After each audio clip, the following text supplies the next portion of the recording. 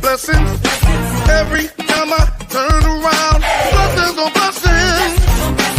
Every time I turn around, blessings, blessings. Yeah, every time I turn around, blessings on blessings. Hey, yes sir, I see blessings, blessings. There will be blessings on blessings. Oh, yeah, I see blessings, blessings. Yeah, yeah, there will be blessings on blessings. The favor of the Lord must upon me. In my hands, I have more than enough. Surely goodness and mercy is following me, and my God will supply every one of my needs. Say it. Oh, yes it is. Yeah, yeah, got more than enough. Yeah, it's following me, and my God will. Yes he will. Yes he will. Everybody say it. I see blessings, blessings. Hey, there will be blessings on blessings. Oh Lord, I see blessings, blessings. Yeah, there will be blessings on blessings. Favor in my hands. Yeah, yeah. Oh, more than enough. Surely, yes sir, it's following me. He will supply. You gotta pay the favor. I hear y'all singing, in my hands I got. You got everything you need, babe. It's following me, yeah. Every single one of my needs. I'm not gonna worry. Hey, get it. I got I'm only speaking blessings for the rest of. Come on, Emma, you got to say this like you mean it. Say,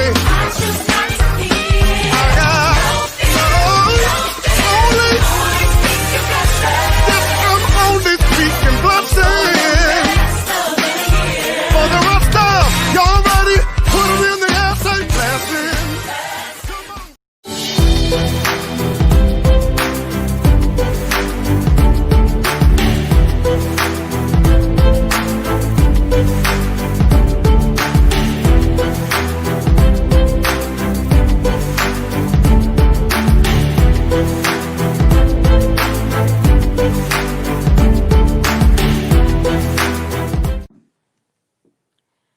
Good afternoon. Good afternoon.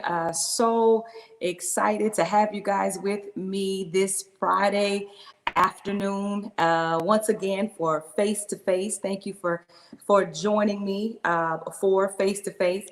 I hope that you have had a wonderful day so far. And let me start off by saying Happy Juneteenth. Happy Juneteenth to you all as we are here celebrating this wonderful occasion and holiday today.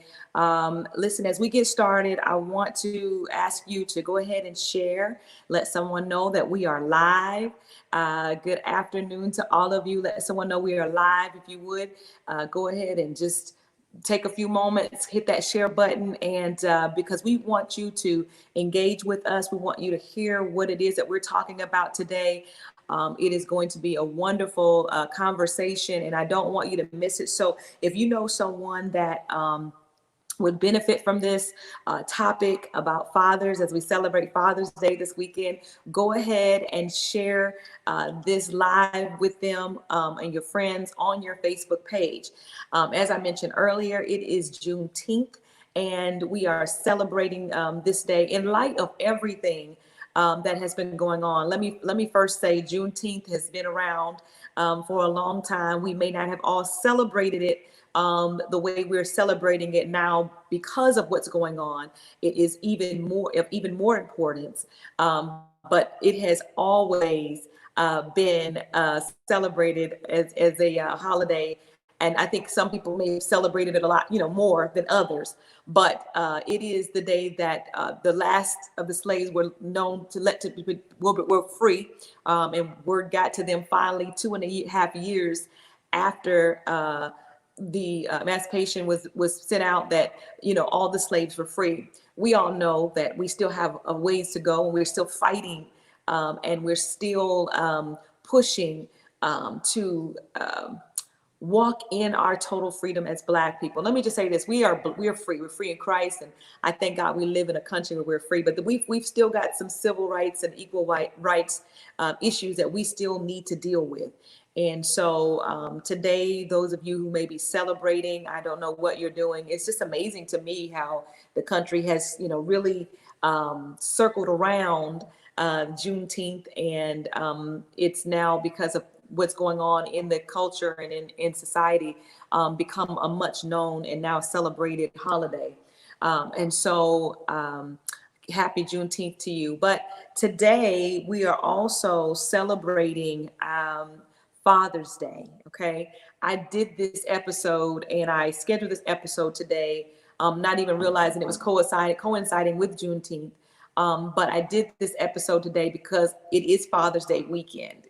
I know Father's Day is Sunday, but I say Father's Day weekend because we're going to continue to celebrate fathers, not just one day, but continually. So I'm doing this edition of Father and Son, and I thought it would be great to talk to these powerful men that I have on today. So I'm so excited to get everybody on and get started. Hello to all of you all, to my family, and those of you who are saying hi.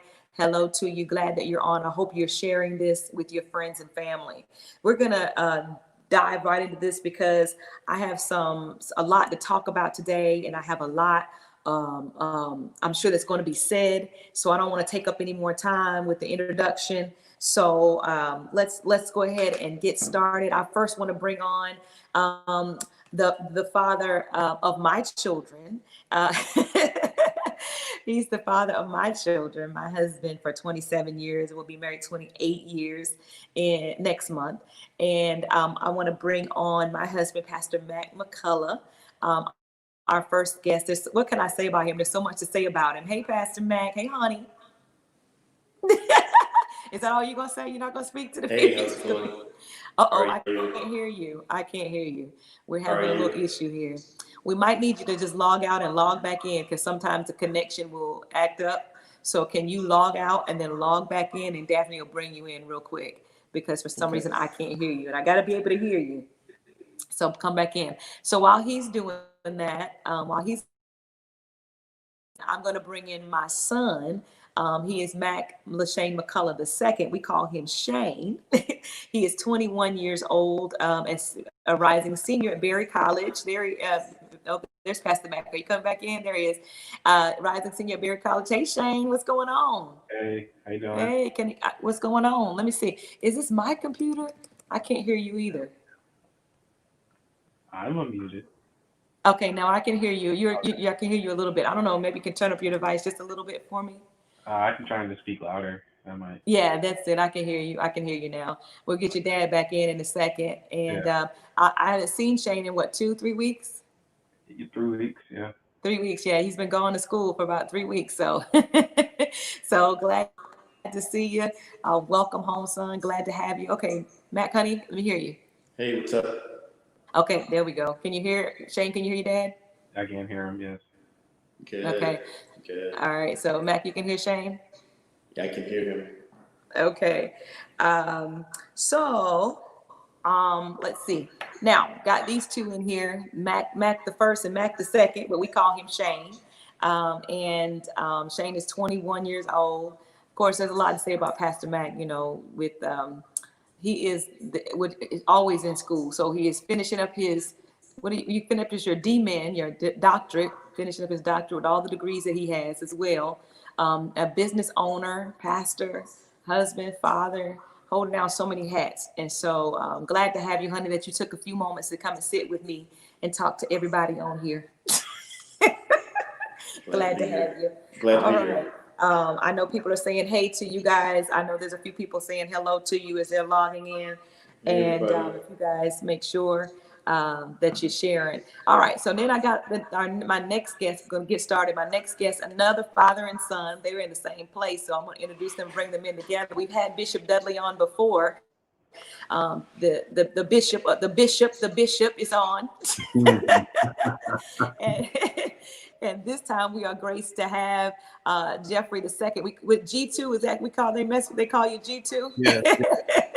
We're honored to have you as well. We've had First Lady and Mahogany on, and now we get the father and son on. And I thought, what a great way to celebrate Father's Day than to bring on these wonderful fathers and their sons, and to be able to talk to you guys and share with you. So hello, Bishop. Hello, Jeffrey. Glad to have you guys on with us. Hey. Hey. Now listen, Jeffrey, I've known you a long time. It's been a minute. It's been a minute, yeah. Aaron says, "Hey, brother. Hey, dad." Everybody's saying, "Hey." Make sure y'all say hello to everybody. Hey. Jennifer to everybody but Jennifer. I see that.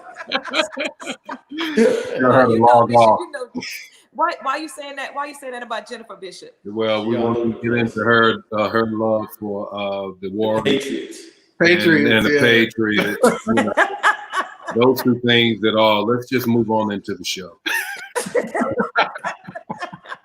Okay.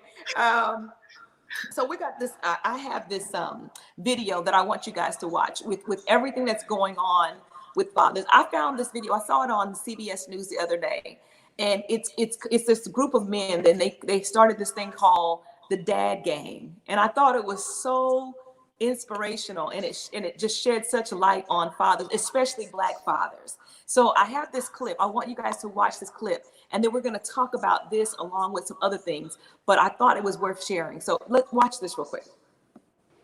With Father's Day just around the corner, CBS's Errol Barnett introduces us to a dad who says he's out to shatter a stereotype. When Sean Williams moved to this mostly white area of Long Island, he says his neighbors would often compliment him for spending time with his own kids. And why does that bother you? You know, the stereotype is just not true. To get a compliment about sticking around for your child or being an active dad is just insane. Good job, Cam. Black fathers are more than just present. According to the CDC, Black fathers who live with their kids bathe, dress, or diaper their children every day at higher rates than other groups. Now, this is my first time. So Williams is showcasing this reality with his organization called the Dad Gang, with the goal of bringing Black fathers together, like this stroller squad sharing tips and advice. Here we go. With a huge social media following, Williams also promotes heartwarming moments of fatherhood, from dancing to reunions and graduations. I hope it sticks in the minds of those who thought we were MIA. You got to get it faster. That despite what the world says, despite the stereotypes that are out there, we are dad goals. Jumping into a modern image of Black fatherhood. Errol Barnett, CBS News, Long Island, New York. We wish all the fathers out there a happy Father's Day. So what did you guys think about that video? I'm not surprised with the data because we often don't pay attention to the data. We pay more attention to the stereotype. Exactly. And that's why I wanted to play that video, because I thought, listening to Mac and Bishop, you all have definitely, broken and are living outside of the stereotype. people, what this society often says, and the picture is that fathers, especially Black fathers, are not in the home with their children. They're not participating with their children. That's why we're having so many problems. And I wanted to show that, not just the video, just you, but also bring you all on and show that you are also the real life, along with those fathers. You are the real life fathers, and y'all doing your thing. I mean, you're doing what you're supposed to do, and being there for your children and raising your children and training them up and pouring into them, unlike what society likes to picture and what they like to put up about Black fathers. Now, I'm talking a lot about Black fathers right now because it's very relevant in the time that we're in. I think just being a father in general is very important, but you all have so much that you have to face, even as being Black men, and now training and raising up Black men. And especially it's in light now of what's going on and what our society is facing. And so I wanted to ask, Mac, I'll start with you. What are you doing to build or continue to build a legacy with your son? With what God has given you in Shane, and how are you doing that? Well, I often keep certain things in my mind when I think about how I grew up, and I think about things that I had and I did not have. As a father, I've tried to bring those to this family. And as a father, there are certain things that I desired to have when I was growing up with my father that I didn't have. And so with Shane and Aaron, I tried to be a part of their lives in a way that my father was. Now, don't get me wrong, my father was a great man, and he's done some great things. But in the era that he grew up in, there was a certain way that men carried themselves, and there were things that they did. And so I've just tried to build up what he did put in me and improve on that and make it better for my son and for my daughter. And hopefully they'll pick up, because I believe I stand on great shoulders. I just want to honor my father today. He's still alive. He's 87 years old. I believe I stand on great shoulders and not being critical, but standing on what he did for me and trying to pass that on in a better, improved manner with my son. Mm-hmm. Bishop? And happy Father's Day to you, Pastor Mac, and to your dad. You're blessed to have your father. Yes. Yeah. I think about not having my father. Yes, sir. And so when you think about the legacy,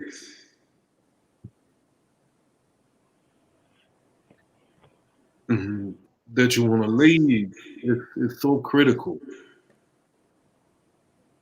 And the legacy that I think of with my son, I think of, I always tell him I was very, very intentional about the type of things that I wanted to plant into him. When he was in high school, we would go over scripture before he'd go to school and work out, do a devotion. There were certain scriptures that I wanted to really make sure that he got down in him. I wanted him to be able to quote certain scriptures, Psalm 1, Psalms 23.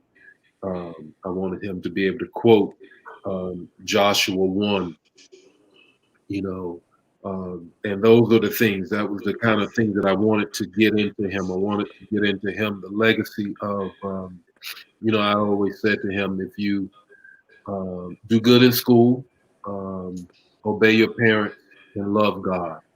And that was the three things that I would always drill in him.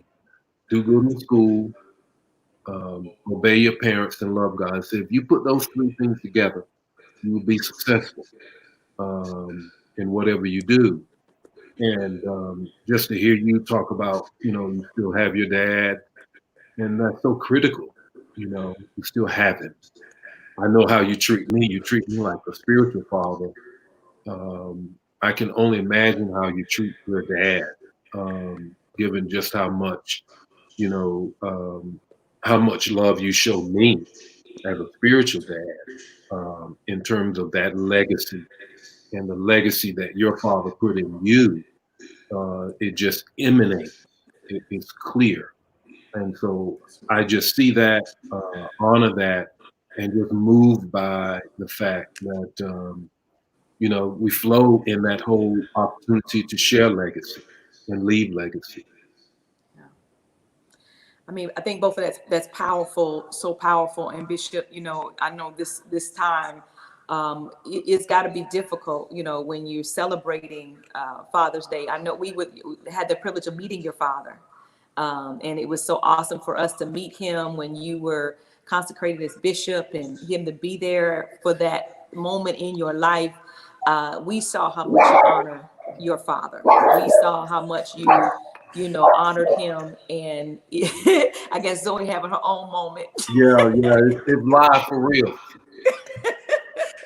But we saw how you honored your father. And so for that, we say to you that we are praying for you even in this time, that God will comfort you in this time. But we know that you love your dad, and there's nothing like, honoring him when he is living, so you Yeah. can celebrate him always, So definitely we know that is such a powerful thing for you. Shane, I'm going to ask you this. I know G2 is coming back, but I wanted to ask you what valuable lesson, if you can think of a valuable lesson that your father taught you about being a man. Let's just talk about that first, just about being a man first. There are a few things I think about when it Can you comes. talk up a little bit? You gotta make There sure are a you few talk things loud. I think about when it comes to being a man. But the main thing that always like sticks out to me whenever I look at how my dad interacts with people, um, I've had the opportunity without even realizing it to at least observe in his natural habitat how he treats people, and so this is really an unspoken thing, not something he directly said to me, but something that's already kind of in my DNA. And he just shows me how to use what's already in me, and so like how you treat people, treating them with the utmost respect, putting not only your best foot forward but your best hand forward and helping people in ways that they don't even realize that they need help. Um, uh, just trying to be the best person toward other people is really the most that he's shown me. One of the most valuable things he showed me as being a man, because there are some men in this world that they don't hold that same standard, and so Wow. it's something that we need in the world, just period, just men that are willing to not only take their best, not only just say I'm out front, but reach out and be proactive in how they want to help people. Yeah. So one thing I hear you say is that he taught you about being a man is you got to be selfless, not Yeah. selfish. Yeah. And I think that's so important. Of course, I watch you, and I see, I look at you and I look at G2, and I'm like, boy, y'all are just like your daddies in so many ways. Like y'all have same mannerisms as your dad. One day I was looking in church and I saw Shane was standing there, and Mac does this thing with his hands, and Shane instinctively does the exact same thing. He Wow. does the exact same things with his hand. It's a funny thing. But for you to pick up from your father about caring for other people, I think that's priceless. Because so in order to be, and Bishop and Mac, Pastor Mac, you can say this, being a father, you have to be selfless. To be a good father, you have to be selfless. So teaching you that lesson as a young man is preparing you to be able to love when you have children, be able to pour into when you have children, because you have to be selfless. And so I think that's powerful that you see that in your father, and that he's taught you to not to be so concerned about yourself all the time, but be concerned about what's going on with other people as well. Jeffrey, what lesson have you learned from your father about being a man? Yes, one of the stories that resonates with me that I think about in terms of being a man and being a responsible man is when my dad told me about the inception of the church and some of the things that he had to deal with in that realm. Basically, long story short, he goes to the bank and asks for a loan. The Caucasian pastor goes to the same bank, asks for the loan. My dad doesn't get the loan. The Caucasian pastor gets the loan. So as I was just thinking, okay, well, how does that translate? It doesn't matter what degrees you have to always work for it. And I think he's done a great job of showing me through his actions. Like he has taught me to work and to, instill those values in me. But more than anything, just his work ethic, as you all may know, some of you that are viewing, his work ethic is completely crazy. It's crazy. And Yeah, I'm tired watching him sometimes. yeah, it's like, sometimes it's like, man, do you ever take a break to breathe, But I've learned that, in being a man, taking care of your responsibilities, and I'm excited for the day that I can exhibit some of those character traits that I believe that he has instilled in me to lead my own family in the future. Right. So, okay. So I talked to you guys, you and Shane, about being, what they talked about being a man. What has your father taught you about being a Black man? Because see, I get it. And almost like the story that your father told you, about the work ethic. But there are some differences. And we have to be very honest that a white father has different conversations with his son that a Black father has with his Black son. And so there are some things that are, I had my guest on last week, and we were talking about how she doesn't have our sons are about the same age. She doesn't have the same conversations I have with my son about when he leaves the house and interaction with police and making sure, she says she's never had that conversation with her son. She's never even thought about it. She's never even thought that he might have an issue with the police. So what have you all learned? Maybe one thing that you've learned from your father about being a Black man that he says, listen, that's a positive thing that, because you are who you are. But, maybe something that you can tell us and share with us what their fathers have taught you about being a Black man. Either Jeff or Shane, whichever one y'all want to go first. I'll take a stab at it first. It's not, once again, it's not necessarily anything he specifically said. He did have one conversation with me when I was in high school about, how to interact, well, not even how to interact, what mindset I should have when I go into every situation, in especially just doing the right thing, because I've had a lot of Caucasian friends. I've been in situations where had something gone wrong, I would have been I would have looked worse than they had in the situation. And so, my mind back then wasn't even, I was aware of the words he was speaking to me. I was aware of the danger that he was presenting me, and saying that if you do end up even getting arrested, and you do end up going to trial, like even in the court systems, it's not going to be the same. You're not going to get the same treatment. So don't even get yourself in those scenarios. And so he just wanted to make me very aware of the reality of what could happen if I did find myself in a precarious situation. Now I haven't, and that's also a testament to him and you, but just have the mindset that no matter who you're with, whether you're with a bunch of your Black friends or a bunch of your white friends, you're not gonna get the same treatment. And that's just stuck with me. And not until recently has it really kind of like a different mindset just about how to interact and how my actions have different consequences. Yeah. And you could do the same thing, but how the society responds to you, how the judicial system responds to you, how even sometimes the law enforcement responds to you is completely different. And so you got to be aware of those. So he taught you an awareness to be mindful of that. Okay. G2? Yeah, a couple things. The first thing, I remember I had mentioned something about our Caucasian counterparts in the education system, or something we were talking about, and he said, "No, son, that's self-hate."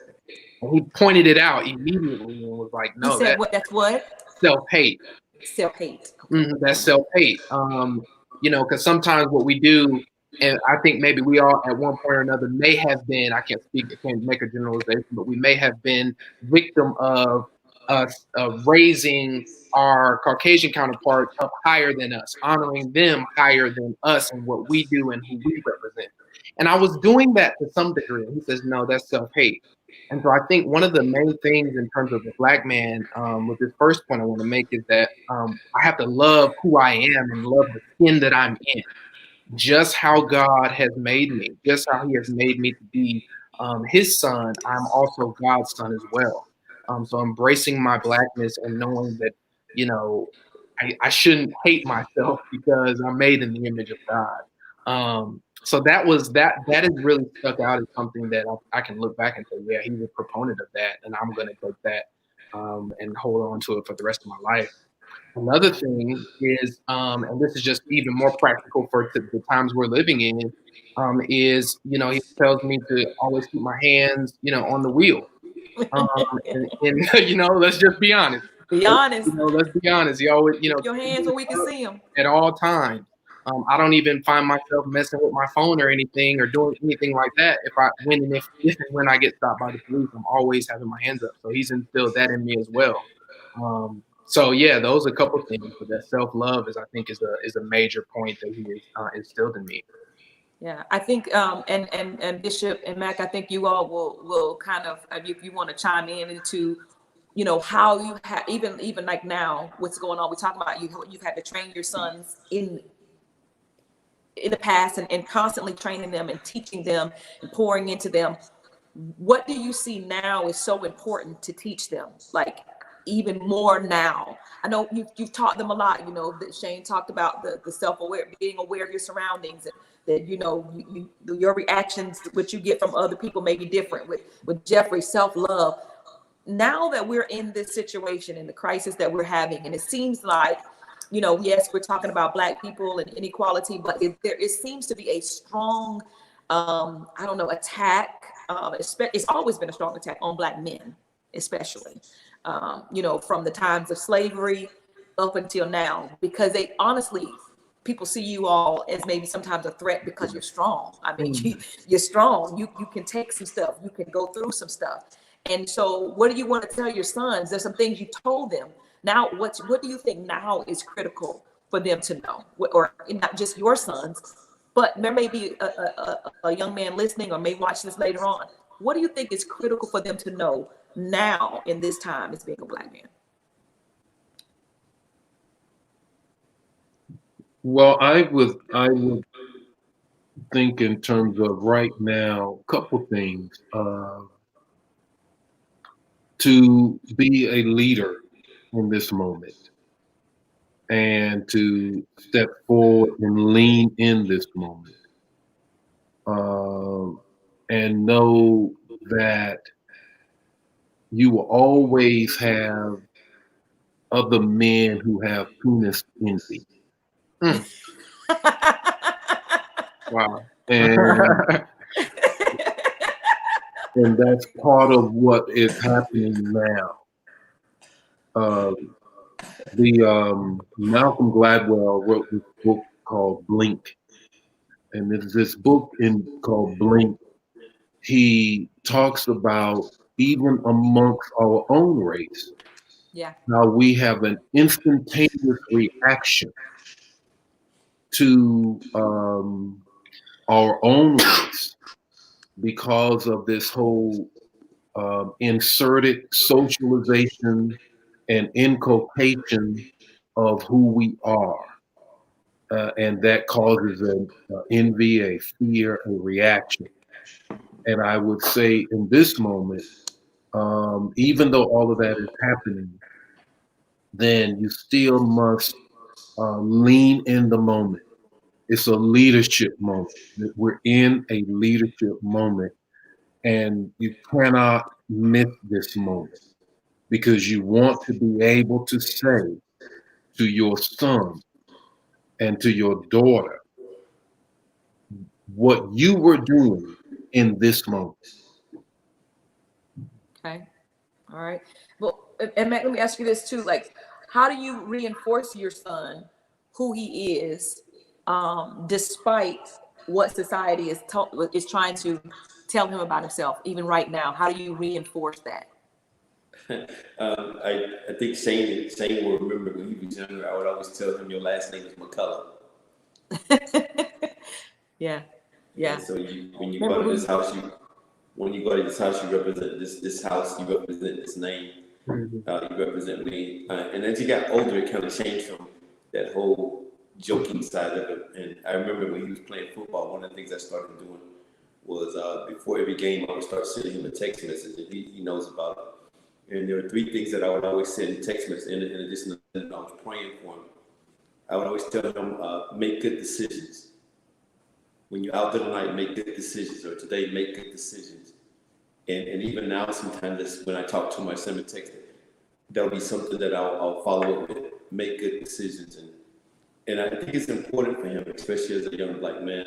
The reason why I do that is because when I look back, I think that I didn't always make all the best decisions, but I made some good ones.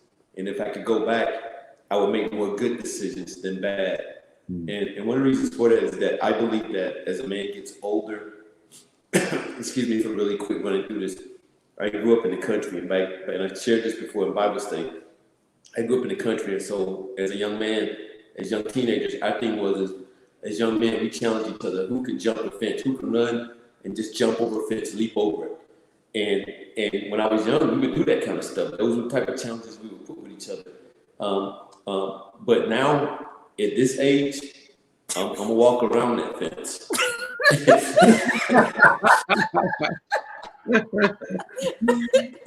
And one of the reasons, what if they're challenging you? one of the reasons for that is that in some areas the confidence is not like it was when I was younger. And I say that to say this: I believe that as young men, the better decisions that we make when we're younger, the better we'll be as we get older. And I can't help but imagine so many people think about I made some decisions when I was younger that are affecting my confidence now. And that when you want to do something, you can't do it because your confidence is all jacked. Excuse my word.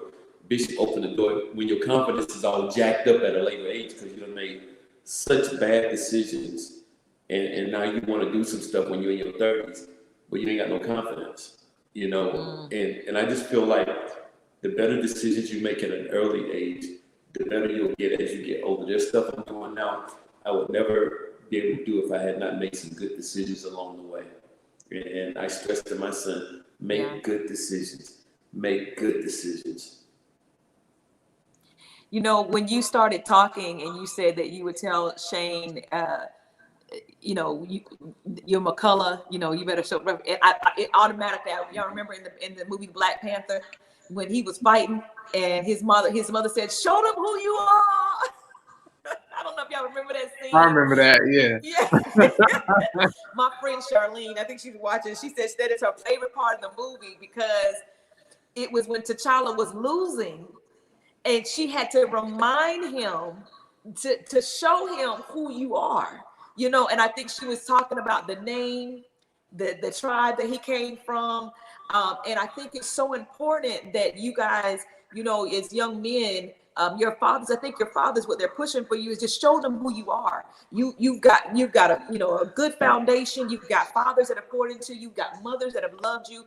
You've got education. And I'm gonna say this about both of you because Jeffrey is a graduate of Morehouse College, and you're in school. Are you still in school now? Yes, I'll be done next year this time. Next year this time with your master's. Yes. Yes, and Shane will be finished this time next year, graduating from Berry College. He said yes. Graduating from Berry College. You know, so you're young black men educated, your fathers are educated, you know, and pouring into you. And so you have so much that when you step out into the world, you can show the world, I'm a Dudley, I'm a McCullough, you know, you're showing the world who you are. And I think the legacy that you're creating, your fathers have poured into you, and now you are able to continue to walk out that legacy. And so when he said that, you know, that you're a McCullough, remember you represent a McCullough, you represent Dudley, you know, show the world who you are and all that's been poured into you. Bishop Dudley, your daddy always says this, he says, don't shrink back. Don't shrink from who you are. And I'm encouraging you. I think that's what your fathers are trying to push you all. Don't shrink it, especially now. especially now in this society and what's going on. They need to see your strength, and they need to see you making good decisions and making those moves that will help you all to really make an impact in the world. And so I want to ask you, Frida, can I say one thing there? yes, The other thing I would add to that about making good decisions, that even in life when you make a bad one, look at it, evaluate it, and build off of it. Don't throw in the towel because you made a bad decision. Oh, that's but good. Be able to look at it, learn from it, and move on. And because that's life. You're not gonna always get it right all the time. But have enough humbleness in you to look at it and say, man, I could have did that better. You know, admit to it. Yeah, I once again, thank you, Bishop. I jacked that up. And but know that it ain't over. Just pick up and move on, and you get better as you go on. And let me say this, and I'm sure you both of your fathers, and you both, Jeffrey and Shane, know this, that if you do make a mistake, if you do mess up, that your fathers are there. Yeah. I think both of you are so blessed to know that you have such a support system. And I think with our children, we've got to constantly let them know, as Maggie saying, look at it, evaluate it, make better decisions, but your parents are always there. And I think that's one thing. I don't know if maybe you two want to speak on that. How does it feel to have that support system when you got to make a decision, or if you make a bad decision? How does that feel for you to have that support system that so many people don't have? It took me a really, really long time to even realize that I had a support system. And that was just me not having the perspective that I did, that I'm surrounded by people who love me. But I know people personally that don't have that support system. And it's a support system that affects you through everything you do, every decision that you make. There are things that I called you yesterday because I got hospital bills that I have no idea how to deal with, and there are people out there who don't have that support system. And even with my dad, there are things that I have to ask him. Whoa. What hospital bills? Wait I'm just playing. Some stuff that wasn't right. But, got it taken care of. we got it taken care of. But it's just there's a support system, and it's really just the access to information. Like that's a whole nother like version of myself that has so much information from years of experience that I don't have yet, and to be able to go and access that whenever I need, that's priceless. You can't buy something like that. It's not on the internet. You can't you got Google, but even then, it's not something that's it's for you specifically, because it's neat as well, So just having that support system, it's a blessing, like you said. Yeah, Jeffrey. Yeah, it's invaluable. I'm reading this book now called The Trusted Advisor, and in that book, it's talking a lot of course, about the nuances and the mechanics of consulting. But one of the things that it basically says that in order to be a trusted advisor, you don't necessarily tell the answer or give an answer. You ask the right question. And that's what I've learned in my journey, is that, and even from having Bishop, my dad, is that sometimes it's not about the answer, it's about the question that's going to lead you to the right answer. And he's done a great job of giving me or asking the right question. A lot of times he's not just forthright about, okay, this is what you do. Sometimes he does do that when it's appropriate, but most of the time it's, okay, well, have you thought about this? Have you thought about this? Have you weighed this option? And I think that's what has really helped me, not only to grow in my understanding of the decision-making process, but also I'm always thinking about leadership and stuff like that. So I'm trying to duplicate that with people, that I'm talking to, and, counseling and things of that nature also. So it's invaluable and a blessing, because I know a lot of guys just don't have it, and so it leaves me speechless a lot of times, the amount of care and compassion and time that it goes into him mentoring me and guiding me through these decisions. Yeah. Do you all feel, G2 and Shane, do you all feel that you know, no matter what happens, they're there Oh yeah, regardless, even if it's totally, something they don't like? totally. Now we you said even if it's something they don't like, I don't know, that may be a tough one. You know, I'm not married yet. You know, I'm still single, and we'll see. Whoever God aligns me with, we'll see if everyone's on one accord. But you know, that's another conversation for another day, probably. We'll see about that. All right, don't be telling people you single on here, Jeff. You might be getting some inboxes in a minute. Shane, do you feel like that you have that support regardless, or? Regardless, you know, it's never, and even when I was younger, I mean, it was never. I know I always knew that they would always be there. It's just the fear of disappointment. You know, nobody wants to disappoint their dad. And I got ISS I remember that. I got ISS, and my dad came. He had me come into the church.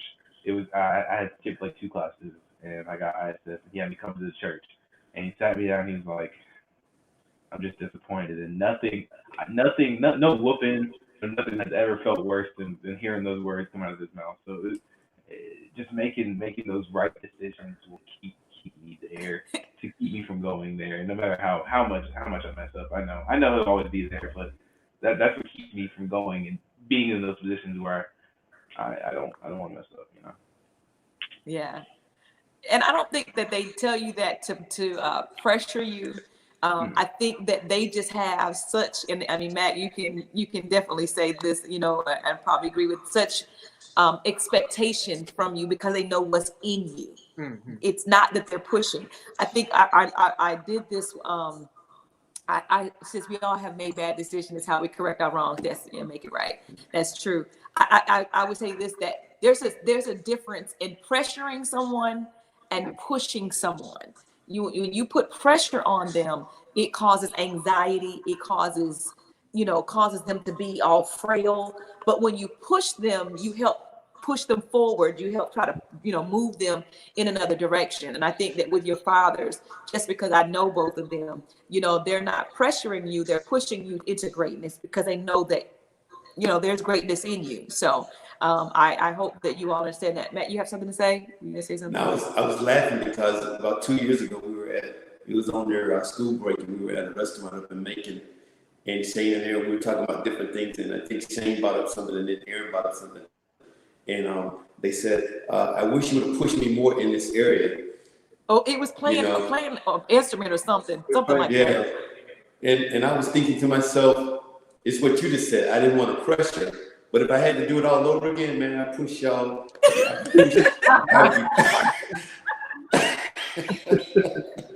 If I'd have known I was going to do that, I'd be pushing. Oh my God, it wouldn't even It's be finding sleep that at delicate line, right? That delicate line of where you're pressuring and pushing, and when. Because I didn't want to be the Joe Jackson,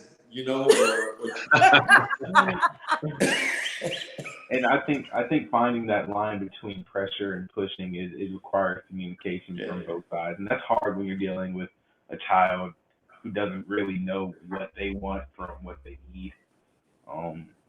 So it's just communication. But now, if we're older, you guys do a really good job of pushing and not pressuring, letting me know that I have options outside of what my mind is tunnel visioning on. So it's just a communication, letting you know when pressure is too much.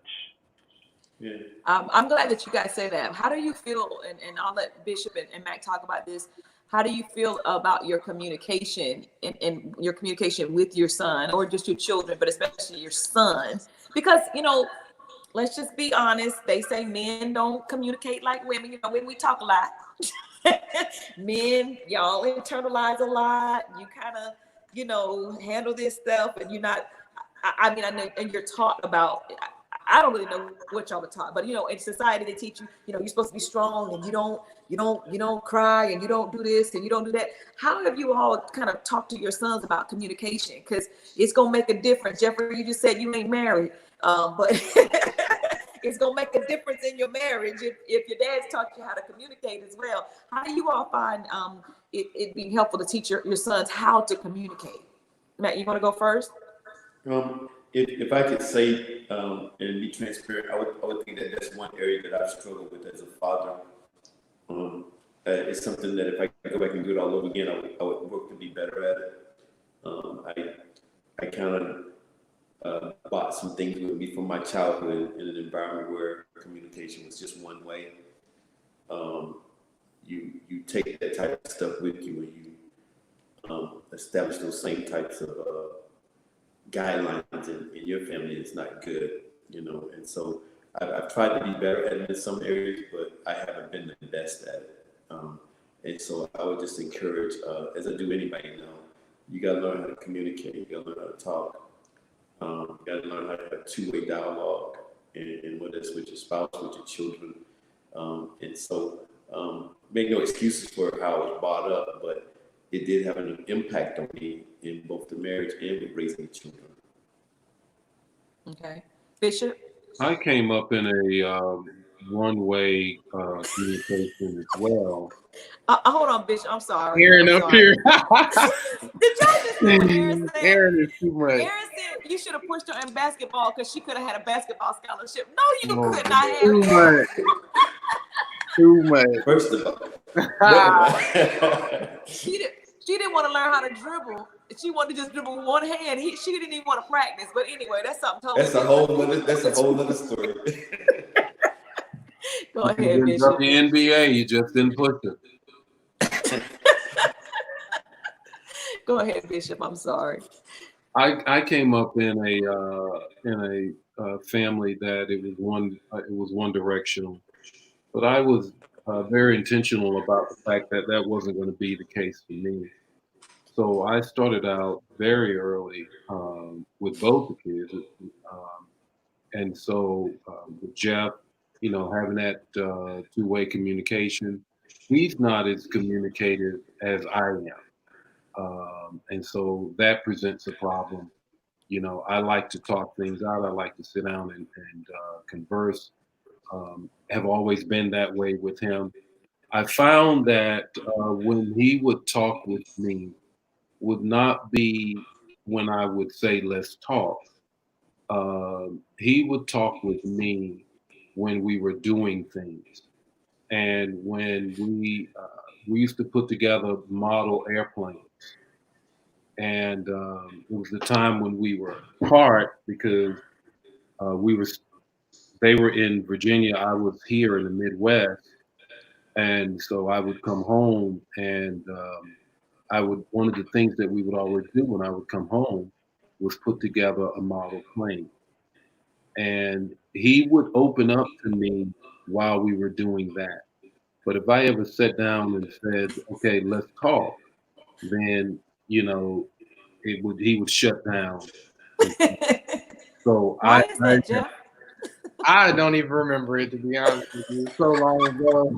I mean, I think I've gotten better in terms of I like to talk about things with, my dad now, in terms of just life and different things I'm going through, just because he has a lot of wisdom. So I think have grown a lot in that area. Okay. Yeah. I couldn't tell you about when I was a little tight. Yeah, I want to chime in on that what Bishop was saying, because Bishop and I had that conversation about my interaction with my son, and he talked about finding things to do with him. And when he said that to me, it's kind of like a light bulb went off. And so he's grown now, and so we are at a different stage of our lives. But the light bulb kind of just took me back and said, all those times he was playing video games, and all you would say, you play video games too much. Or whatever he was interested in. And so I had, now, I don't even, you want to play video games, that's fine.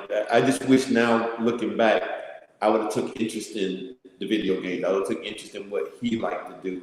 versus I'm too old for that stuff. I'm not a No, we can video. go for it. I'm a grown man. I ain't no No, we sitting around play video games all day. You know. And You so, just didn't have but good hand-eye coordination. Is that what it is? You like you couldn't play video games? yeah. I don't want to give up my real reason, but but anyhow, I look. Number one, these video games today are too fast for me. I grew up in Atari world. Bishop, come on. You said they too fast, huh? I played video games with Jeff once or twice, and one time I did play with him and I beat him. And now later on, he said that he let me Of course, win. Of course, he doesn't believe that I let him win. Of course, I let him win. He's my dad. He was doing so. I had Pac-Man. Jennifer said y'all can play Pac-Man. Bring it back. Bring it back. Bring it back for the old guys. That's a pace for everybody right there. Yes. Yeah, that's a pace. What'd you say, Shane? It's a pace. It's a pace. It's a pace. I get anxiety watching him play video games. It's too much for me. It's too overwhelming. That's too much. I can't do that. So we're getting ready to finish up, but yeah, let me ask you this, Shane. Give me something you admire about your dad. Let me see here. I you know what I really admire about him? I admire that he can snore confidently no matter where he falls asleep at. That is he's a snorer. He doesn't care, and so he'll just let it rip. I'm just kidding. But it's it's his immense passion to just help people, and I for the longest could not figure out like what it is that drives me to help people. And then I realized for 12 years of my life, I've just been watching someone help people in everything that he does, literally. And so that's all I see from him. No matter what it is, whether it's doing somebody a favor, having somebody, I can't even name all the things he's done, but that's all I see from him. So it's literally that's my picture of him. It's just he always has his hand out to help somebody else out. So. Awesome. Jeffrey, what do you admire about your dad? My dad is just really committed. He knows how to start something and continue to do it until it's done. There is no, hey, we didn't make it, we didn't get to do it today. That doesn't exist. Okay. He said there's always tomorrow. There's always tomorrow. Okay, we missed it today. Okay, what do we need to do next time? You know, this type of thing. So it's a constant growth. It's a constant execution. Those things in terms of leadership and all of that, I think is one of the things that I always look at is how is he leading people? How is he communicating to those who are under him, who he serves in ministry? Like those are some main things. And then even with First Lady, like with his busy schedule, with him doing a million things, he still manages to love on her as well. I mean, of course, that's his wife. We would hope that he would, but he still keeps a balanced lifestyle. And I think that is really, out of everything I've said throughout this whole call, that's something that I want to take away because, ministry is so consuming. And he manages to keep himself level and not get too overconsumed where he forgets that he has a family. And that's something that I really truly admire. And I mean, it's just you just don't see it all the time. I've Right. had multiple conversations with PKs, and they just talk about how it's just such a tough ordeal because their parents are always taken by the church, and they never have any time with them. I don't have that experience. I can't relate to that because my dad makes sure that he makes time for me and the family. So yeah. Definitely. You guys, your fathers are present. mm-hmm. And I know that with Matt, with Shane, making sure we are at the games and he is there with his son, like whatever he's doing all through school. So it's good because when they see you, they see your fathers. Your fathers have been present. Bishop, what is something you admire about Jeffrey? I admire that he is so much further along than I was in his walk with God at the age that he's at. When it's an easy answer for me. When I was his age, I was nowhere um, at the place that he is at with respect to ministry and with respect to moving forward with what he believes God is calling him to do. That's awesome. His desire to please God far exceeded mine at his age. And how old are you, Jeffrey? I'm 28.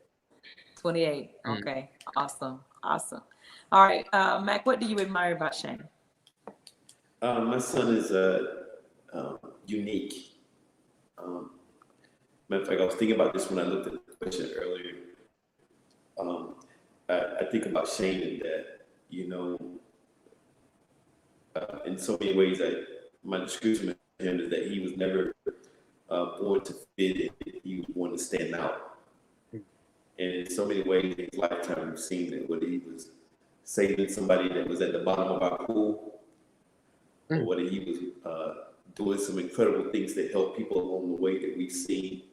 And so I often look at him and I continue to try to help him in both areas of one in ministry and in business, and that I really can't put my finger on exactly which one he's supposed to give most of his time to, because I've seen him in both of them. I've seen him in ministry, and I've also had the opportunity to see him working with me in the business, and that he has this innate ability to just grasp things, and then on top of that, the leadership that I've seen over the years is absolutely amazing. The leadership that this young man has is absolutely amazing. Yeah. And that's wherever he goes. Yeah. That's true. I do. And I have to say that about him. I know he's my baby. They say, I know Bishop told me don't say that. He's my baby. Bishop said that's a grown man. But they are, you both are grown men. And, Jeffrey, I've known you since you were like 2. Yeah. We used to babysit you. Mm-hmm. Yep. That's what I'm told. Of course, I don't know that, but that's what I'm told. You didn't have any toys. We didn't have any toys. Your mom used to tell me to get toys for you because we. No, she had another description of us. She said like we were anti-children at our house in Germany. Yeah, we were anti-children, but she would drop you off. No toys.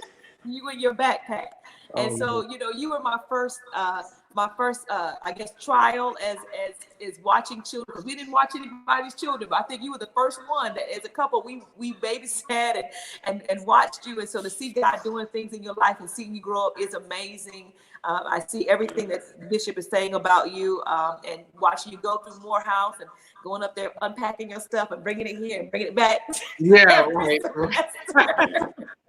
But seeing you graduate has been a joy, and now seeing you in ministry is definitely, like your father said, it's a joy, and it's wonderful to watch. And and to my son, I tell him all the time when I text him or when we talk, I say there's greatness in you. Go be great, and whatever you do. And so I want to say you both are just excellent young men, and you can see your father's fingerprints on your life, and you can see what your father has, each one of your fathers have poured into you in your life. And I know both of you are if your fathers are already like generals and giants, like they're big. I mean, so you gonna walk and they're putting you in a place on their shoulders to push you higher. So you can't help but do great things because of the men that God has blessed you with to be fathers. And so to Bishop, to my husband, I applaud you and every man that is there with his family. And today, especially every Black man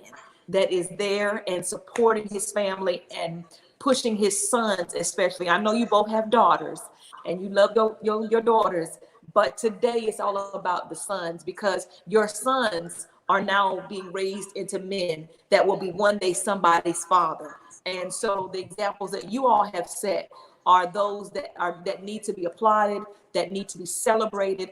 We put down so many times, we put down Black men, but this was to celebrate you as fathers and as sons, to say that we see you. We see you, we see your seed, and we see your thumbprint. We see the legacy that you are creating. Your fathers were great men. You are great men. Your sons are definitely great men. And so for that, we say thank you. And we appreciate you all so much.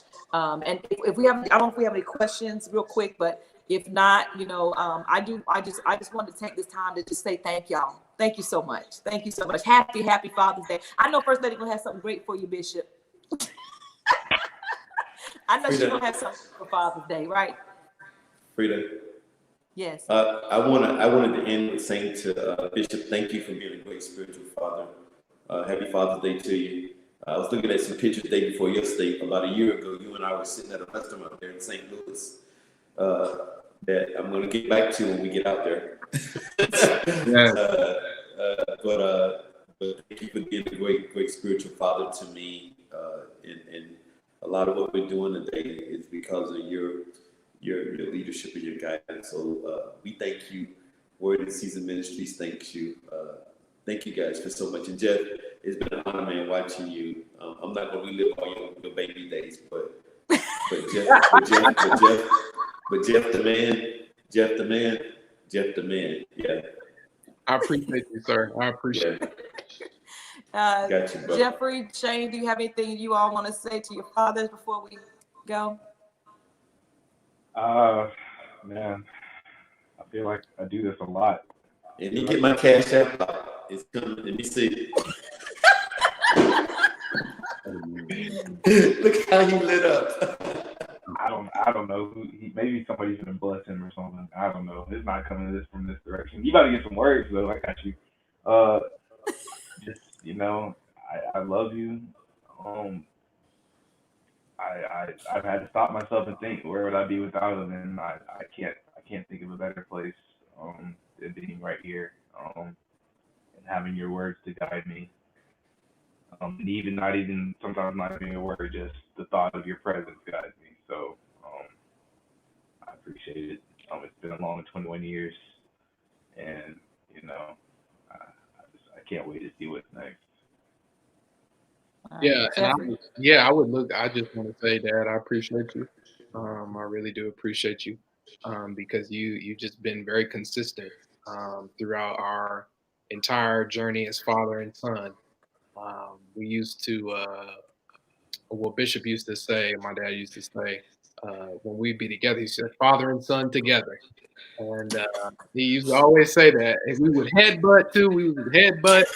He about killed me, give me a concussion. Because I'm a little fella, but we would headbutt, we would be father and son together. So, and it has been just that.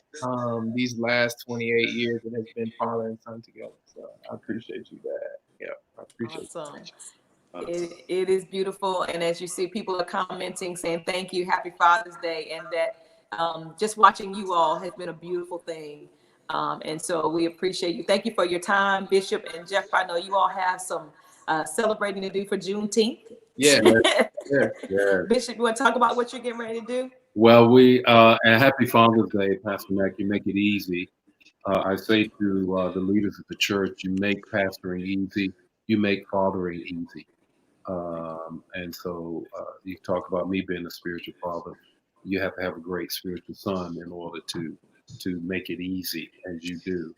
Today we are going to be at City Hall within an hour or so, and we a peaceful protest about the celebration of Juneteenth that we're leading our community in, and for social justice. So we're really looking forward to it because we really believe this is a moment that we got to lean into. Yeah, we got to be present. We've got to be present. And so we're continuing this fight. We're continuing, thank God, seeing some change, but there's still a lot more that has to be done. And we've got to be present and in places of influence and in places where we've got connections to help make the change, be the change. So thank you both, Bishop and Pastor Mac, for being there and leading your churches and your congregations during this time when the country is, I don't know about y'all, I feel like sometimes we just at so much unrest constantly, one thing after the other. And you gotta be able to pull all that in. So thank you all for being there. and helping to guide us through that. I'm gonna let you all go. I'm going to cook for Juneteenth. Amen. I'm getting ready to go cook some shrimp and grits and some fish and so. Oh, wow. Oh wow. Yeah. All right. We're gonna do some celebrating today. And Shane's home after 3 weeks, so and Erin's here with the baby and her husband. So we're gonna celebrate for a little while. Somebody said, "Thank you for being woke." Yeah. I so appreciated y'all and enjoyed having you all. Thank you so much for spending time with me today and everybody that was watching today. We want to say thank you for joining us. Continue to pray for these men of God. Continue to pray for their sons and continue to pray for all of our fathers this weekend. We celebrate you. Happy Father's Day to all of you men out there, wonderful fathers who are doing your thing with your children. We appreciate you. God bless you, and we'll see you next time. All right. Bye. God bless you. All right.